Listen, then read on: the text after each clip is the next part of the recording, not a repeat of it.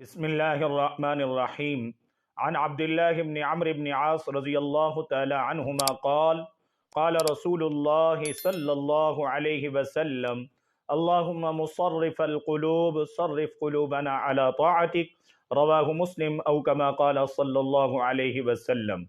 حضرات محترم، اس حدیث مبارکہ میں جس کے راوی حضرت عبداللہ بن عمرو بن عاص رضی اللہ تعالی عنہ ہیں، رسول اللہ صلی اللہ علیہ وسلم نے اپنی امت کو ایک عظیم الشان دعا سکھائی ہے۔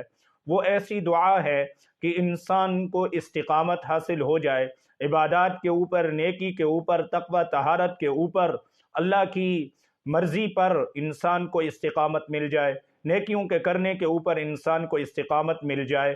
وہ ایک عظیم الشان دعا جو آج میں آپ کو بتانا چاہ رہا ہوں، اور وہ دعا ذرا توجہ کے ساتھ سنیے۔ اور وہ دعا یہ ہے کہ اللہ کے محبوب علیہ الصلاۃ والتسلیمات نے اپنی امت کو سکھایا: اللہم مصرف القلوب صرف قلوبنا علی طاعتک۔ اے دلوں کے پھیرنے والے اللہ، صرف قلوبنا علی طاعتک، ہمارے دلوں کو اپنی اطاعت اور بندگی کی طرف پھیر دیجئے۔ جو آدمی اس دعا کو ورد کرتا ہے، اللہ تعالیٰ اس کو نیکیوں کے اوپر استقامت عطا فرما دیتے ہیں۔ اللہ تعالیٰ ہم سب کو اس دعا کو یاد کر کے ورد زبان بنانے کی توفیق عطا فرمائے۔